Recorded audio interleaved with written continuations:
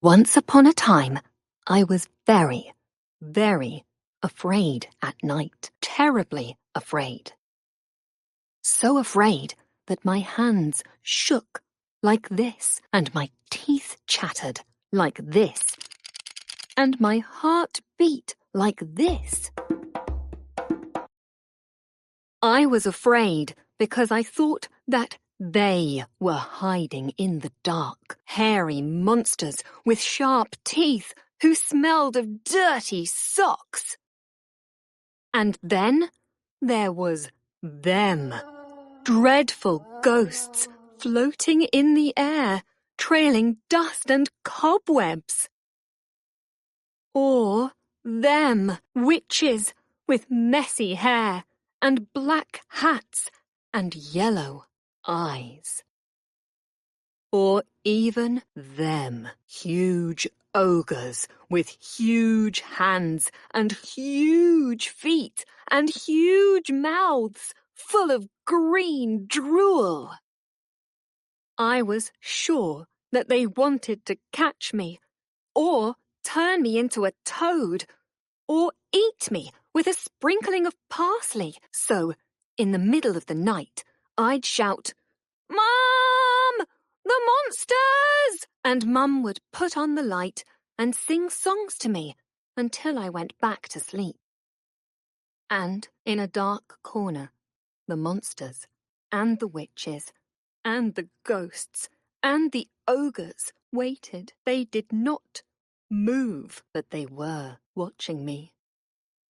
Then, one day, Mum got tired of always having to get up in the middle of the night. "You're a big boy now.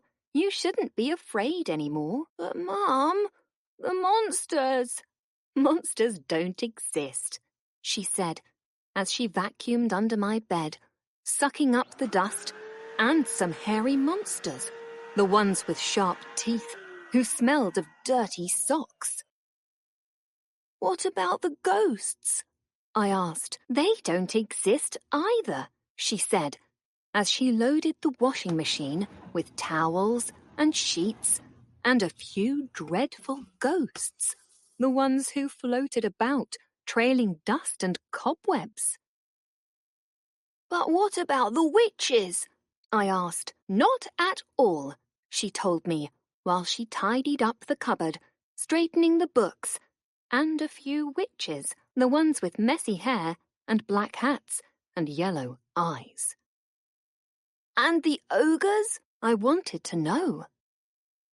"No way," said Mum, as she swept the kitchen floor, brushing up breadcrumbs and bits of paper and a few huge ogres, the ones with huge hands, huge feet, and huge mouths full of green drool. "Are you sure, Mum? Are there really no monsters?" "They're just stories, dear," she told me, while she washed up the plates and the monsters, and ironed the sheets and the ghosts, and while she cleaned the furniture and the witches, and had a rest on the sofa with some comfy cushions and huge ogres. That's why I'm not scared of anything now. Monsters, ghosts, witches, and ogres don't come to my bedroom anymore.